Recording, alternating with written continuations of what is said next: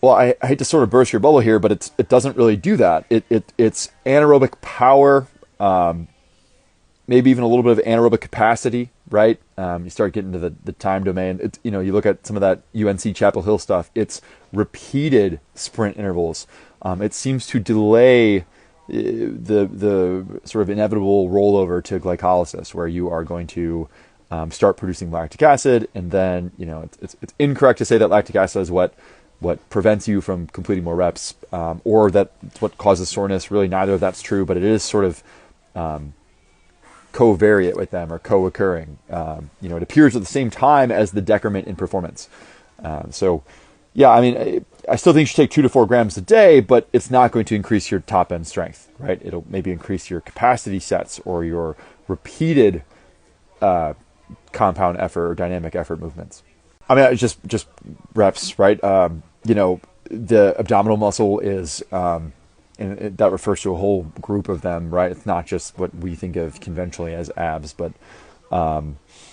they are red tissue. They're more innervated with blood vessels, but they have a higher aerobic capacity and less expression of type 2, the fast twitch muscle fibers. So what that means is that they're postural muscles, they're structural muscles. They can take a beating. You look at like Rich Froning's team for CrossFit. They do toes to bar daily, literally every day. Like, they're like, if you want to work out here, be part of our team, we're doing toes to bar every day. So the analogy there is probably something like train it more often than you think you need to. There's also some good stuff from Pavel Tsatsouline. That's the Power to the People kettlebell guy. But like greasing I think it's probably money better spent elsewhere. I think most of the benefits max out at 2 to 3 grams a day. So in divided doses as well. Like you can bolus dose, 2 or something, but I think you'd be better off if you did 1 gram 2 or 3 times a day. Pre-workout's a fine time, but I'm unaware of any literature showing a milligram per kilogram like dose response thing that would suggest that you need that much. Is it going to hurt you actively? No, it's not. Not by any mechanism I'm aware of either. But let's just say you could cut that in half and then reapportion those funds towards mitoburn or something. I think that would probably be a savvy move. No, yeah, that's why we don't do that. If it was just on sale all the time, then it's going to end some point before Black Friday, and that's just so you guys understand, that's a sale that we can't afford to do often, right? So we're shipping a lot of that stuff, especially when you guys double dip with the volume discount, at a loss. But some of it is distressed inventory that's been discontinued, inventory that the vendor has discontinued, inventory that we're overstocked on. That's what distressed inventory just means, a basket of those factors. Some of it could be short dated, but if it is, I try to indicate that to you. Most of it's not. So you're not getting dubious goods, but you are getting what we would code internally as distressed inventory. So I just, it's all good things must come to an end. I have to close the books on that one to make room for the Black Friday promotion, which will be subsequent to it. So, not to sound ominous, but your time is running out on that one. Well, it's not always me personally. People have asked for that, where you could consult with me or contract me on the side. Frankly, we run a busy company, and I have a lot of responsibilities here that I can't abdicate. So, but I weigh in. If they run into a thorny problem they can't solve, I'll give my advice. You guys have experienced this when you DM this account. It's not always me. Oftentimes the other people, there's 3 or 4 of us that have access, will sign their names, so you're not interacting with me. But people will literally address it as like, "Hey Tim," the inbound has gotten so overwhelming that I can't keep up with all of it. And also, I don't do the customer service and track the packages and all that myself, right? So when you guys DM this account, you're almost costing yourself time, because you guys have seen I've subbed you. Hey, please send an email to service@natural body inc. I have a whole team I pay to do that, just at your beck and call, but not in this channel, right? So, so to put a bow on this and to sharpen, our team is overjoyed, honestly, to do that for you. And I say that without hyperbole. Why did that come out weird? Hyperbole. It's more fun for us when we have a customer who's open to advice and suggestion. Many customers come in with the posture that they know more, and any sort of advice we would give is wrapped up in a sales wrapper, and has some sort of bias or something built in. It's really not, right? Because we don't have a house brand. I just try to solve problems for you guys. So email service@naturalbedding.com, clickable link in the bio, or call or go in personally to any one of our brick and mortar stores. And like I said, they would be overjoyed to help you, particularly because some customers have the, leave me alone sort of posture. I know better than you sort of posture, and that's okay. We're not offended by that, but it's hard to have a meaningful interaction if they're not open to suggestion. No, I've never thought of that. That's crazy, man. I'm kidding.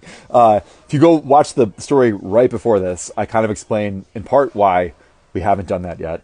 And then if I ever do want to do that, I didn't make any promises to my vendors, but we really sincerely appreciate our vendors, and a lot of what we do is only possible because of our vendors. So, and listen, many of our vendors also own stores elsewhere in the country as well, so they probably would support it. But I guess the implicit promise I'm making to myself and them would be, I would do it if I was solving a problem in a novel way. I don't want to say unique way. I think that word gets overused, but I don't just want to produce the umpteenth pre-workout with a slightly different profile. To me, that's actually a net bad for you guys as consumers, and it just further confuses everybody.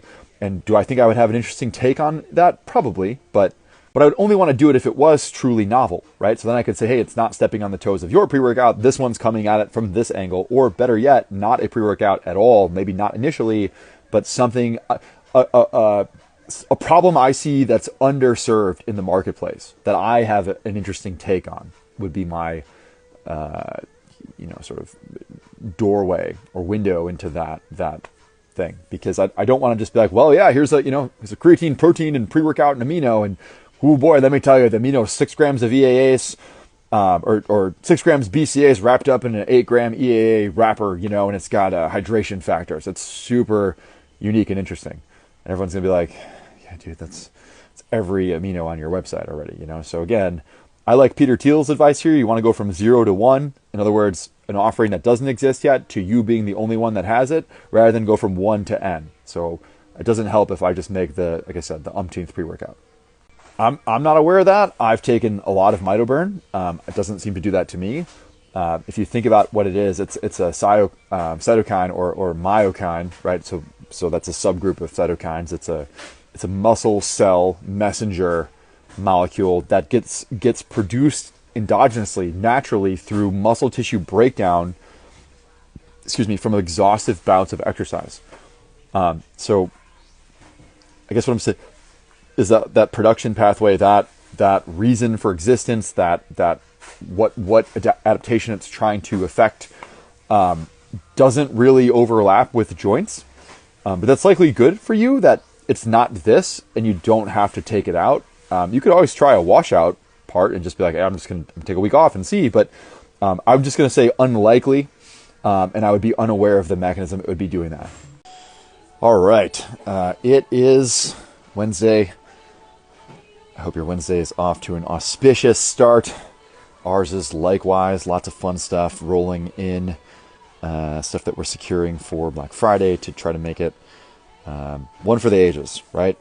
So, we just got just a little housekeeping. We'll move forward with the Flyby. We just got the Axe and Sledge Elf farm-fed flavors in. So if you pre-ordered, you're awesome. It should go out later today, or at least you'll receive tracking. If we can get it on a truck, we will. And that will be available in the run-up to the holiday season. So very excited for those. Tried white chocolate spice the other day, and it wouldn't even be my first choice, and it was obscene how good it was. So anyway, excited to get those rolling, and they were available for pre-order. Now they're here live in person. Otherwise, without further delay, let's get started. All right, yet another fun one that was subject to the BTBF promo. All these things that you see here are included.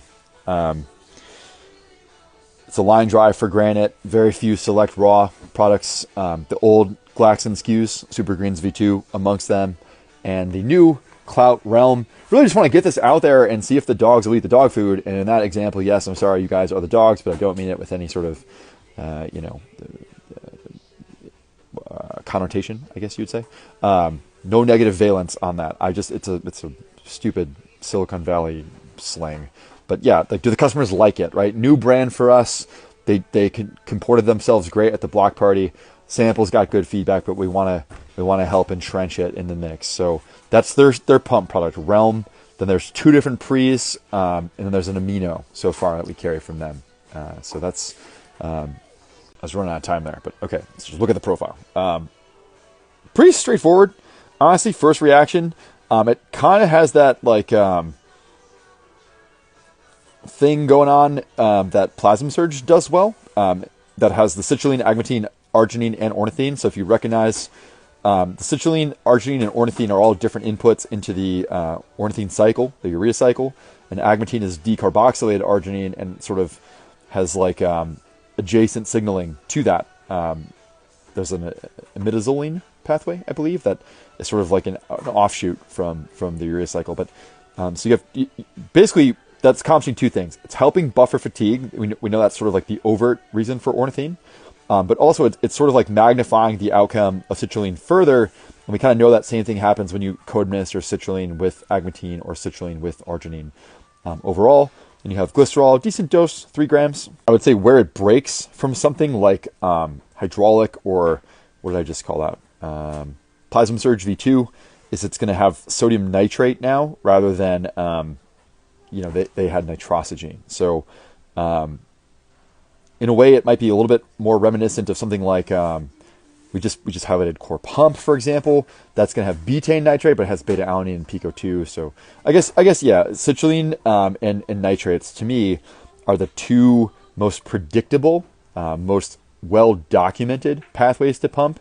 Your mileage might vary, of course, but those are the obvious ways you can foster a pump. Two very well fleshed out, well understood pathways, and then everything that's sort of like adjacent to those is like an offshoot or a scaffolding that you can hang additional pieces off of for circulation, for fullness and whatnot. So this actually might be their best looking SKU in my opinion, but a decent formula for sure. Of course, the 2 things that are going to only further reinforce that fullness, at least, because I wouldn't necessarily, pump is a sort of imprecise word. Some people use it to mean strictly circulation. Other people just mean fullness.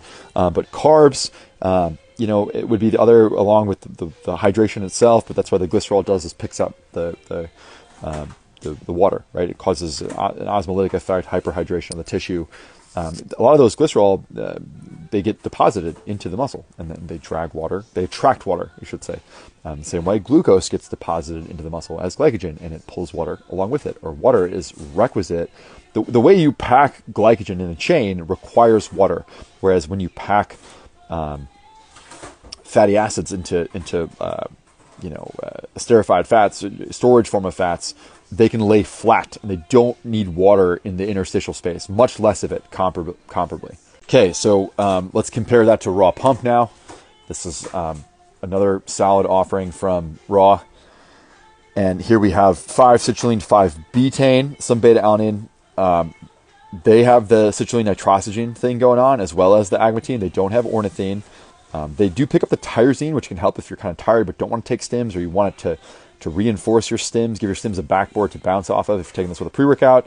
And then they have the lion's mane thing going on, which is somewhat reminiscent of like Alpha Lion's pump, for example.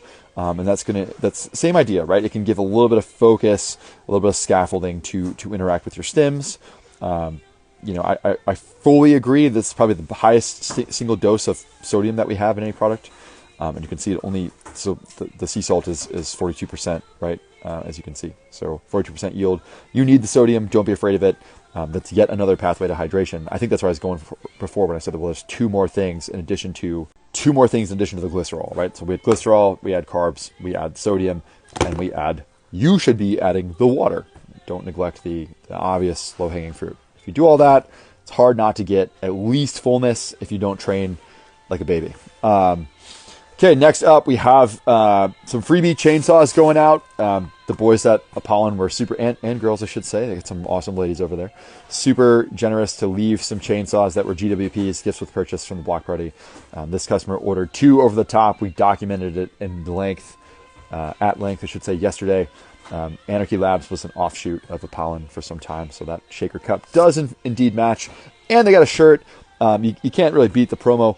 We're going to keep doing those chainsaws till we run out. They're either 10 or 11 of 22, depending on which flavor you get. So we didn't charge anything for them. They're totally fine. They're super soft, not clumpy. But we're not, again, it is an expired product or soon to be, so they're yours free. So there it is, Tim's Summer Sizzle Stack. I had someone request bolting on the Anytime Burn V2 on this page and just making it sort of truly choose your own adventure. Right now, you buy the Corsair. You got to go to the Corsair page for this, by the way. That's what anchors it. Some people have trouble finding it. I probably could do that as a separate page, but whatever. It is what it is. Sear, probably my favorite of theirs. It's one that I've actually walked up my dose to 4 caps. Obviously, I could just add more Mitoburn, which is why I made this freaking page, because you can add the Gaines Candy Mitoburn too as the third option right now, or all 3. But I'm actually trying. Really, it's giving me more Mitoburn. Yes, it's giving me 667 Mitoburn in the 4 cap serving. But I'm trying to with the higher Sinatrol dose and seeing if I notice something like that. Because you guys got to remember too, I'm 235 pounds ish, depending on how you slice it. So I'm over 100 kilos. A lot of that stuff is dosed for smaller people, and there is a bit of a dose response. What we know about Sinatrol, it seems to be mediated by HSL, hormone-sensitive lipase, if I remember correctly, and what that's doing is helping liberate fatty acids so you can access them, right? That's one of the mechanisms of Sinatrol that makes it so desirable. It comes from blood orange and so forth. It also contains, in some percentage, some yield those citrus bioflavonoids we know of, like naringin, naringenin, rutin, there's another one with an H, hesperidin, and so there actually might be some health properties of that too. It's actually not that far removed from something like citrus bergamot, right? That's really what they're standardizing that for. Thermal also brings in InnoSlim, which you're not getting in Sear. So if I was going to cast that as my favorite, I would say it's only ones I know of or carry that has both Mitoburn and InnoSlim combined. We really like the looks of that. Also, niacin, regular niacin, that does have a metabolic effect on free fatty acids. So it's a requisite cofactor for lipolysis, which would be different than niacinamide, actually, in this strict context. And some choline, and what did I forget? Oh, GBB. Okay, so we have the pro drug or pro compound to carnitine, as well as they rolled the carnitine over to fumarate. Okay, so another like several birds with one stone offering. I did want to point out, just go back to Sear. What's cool is, okay, so one of the things Sinatrol does is raise C-amp. One of the things Forskolin does is raise C-amp. Those are going to allow fat loss or fat metabolism to proceed. And then we mentioned HSL with Sinatrol. That's also another thing Forskolin does, HSL. And then we mentioned with Sinatrol, you have the beiging or the browning of fat with uncoupling proteins. And that's also something Mitoburn does. So Mitoburn, you're getting 2 ways. You're getting the commonality of Sinatrol and Mitoburn. You're also getting the commonality of Sinatrol and Forskolin. It's very synergistic together. So it wasn't just helter-skelter, throw a bunch of shit against the wall. There was some premeditation on my part, where I not only love the ingredients in isolation, but I think there's some synergy between them. So enjoy Tim's Summer Sizzle Stack. Okay, next up, same idea, customer order Hooligan V, I think that's roll 6, and they got this chainsaw as well. So Hooligan V6 is their daily sort of like non-modified pre-workout, right? They have the Assassin, a modified Hooligan. They have the Lionheart, a modified Hooligan. They have Time Cop, a modified Hooligan. And they have Youngblood, a modified Hooligan. And then they just have regular Hooligan. It's intended to be the daily driver, as the kids say, okay? It is high caffeine, but there exists a certain type of person who the caffeine itself is not anxiety inducing. It's the things attached to it, which you'll notice are not here. They have tyrosine and lion's mane to help you process that caffeine. Actually, pink salt, as we just talked about, can mitigate the adrenaline dump, so keep you more baseline, more even keel. Rhodiola will help you. It's a adaptogen from an energy and glucocorticoid standpoint, so it'll help you make sure stress hormones don't completely wash over you. And there's a bunch of performance stuff in here as well, many of which you'll recognize and don't need further explanation. But what I'm saying is, if you've ever looked at this askance and said, okay, it's got 450 caffeine plus an additional 150 on the back end. So 600 caffeine, of which 150 is slower released. Yes, dicaffeine malate. You can always start with a half scoop, and you're at 300. I don't know where that cut out. So half scoop, 300. You can go the full daddy dose scoop and do the 600 and run the experiment and see. What I would say to you is it would be interesting to see, like, you put this against specimen GFY, the latest iteration, right? They're going to have the rhodiola in common, but that specimen's going to clock in the GFY one, 400 caffeine plus 5 yohimbine analogs combined.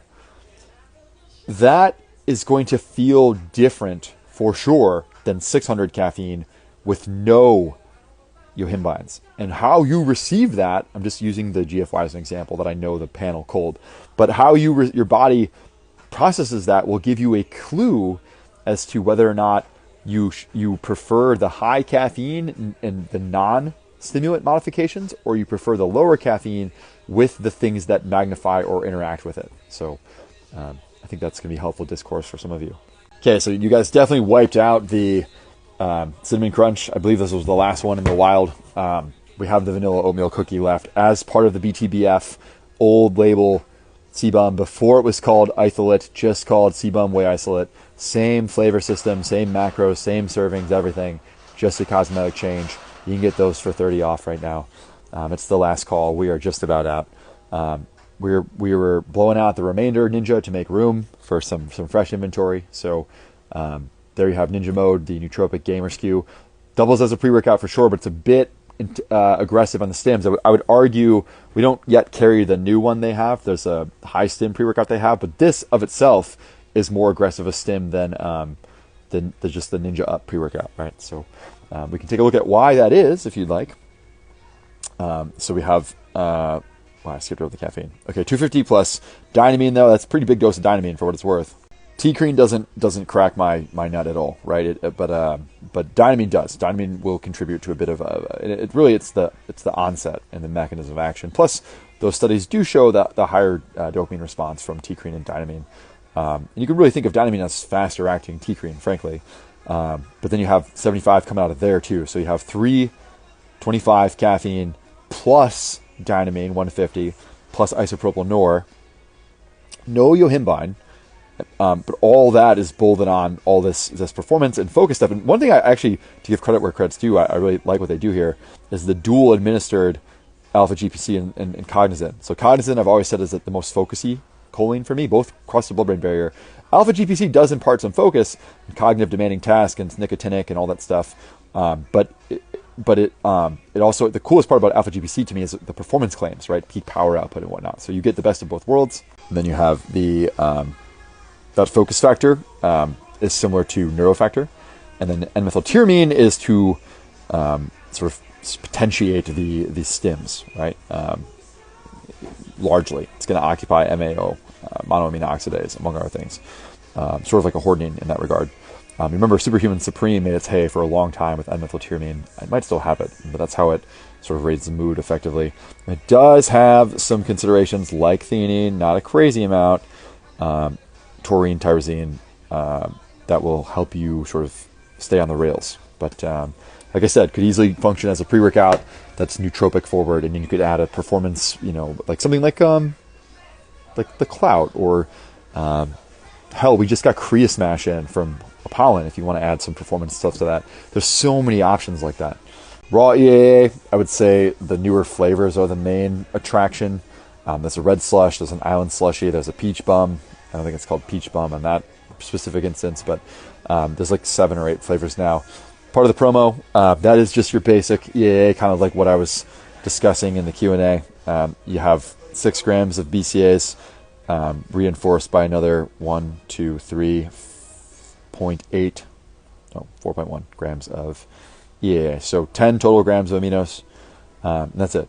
Right, you can see we have some sodium and some potassium, but there's no other bells and whistles. It's just a sort of yeoman's like everyday workhorse amino, right?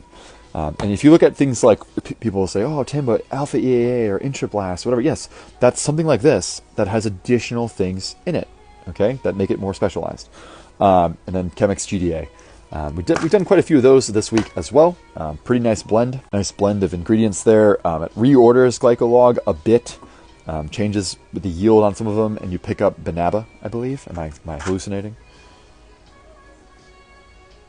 You do pick up a fairly large dose of Banaba at that. But you go from NAR-ALA down to ALA. So ALA may have broader health implications, but I find the RALA to be more muscle tissue specific. Now that doesn't downgrade the product. People think that product is enormously pumpy. You could probably argue that tit for tat, trading Banaba for ALA instead of NAR-ALA is still going to end up being more pumpy, but your mileage might vary again. It's just, it has a lot in common with glycolog. It's basically glycolog reordered. I think the sharpest point of differentiation is the Banaba. Okay, that's it, guys. That was the Flyby. Hope I was both informative. If you have any questions about anything you saw on today's Flyby or otherwise, supplements, nutrition, fitness, life in general, simply ask. That's why we pass the hat and solicit those questions every day. Otherwise, until next time, we are irreconcilably happy to help, qualified to help, unbiased, frankly, it's rewarding for me, us. Hopefully for you as well. Take care. Bye-bye.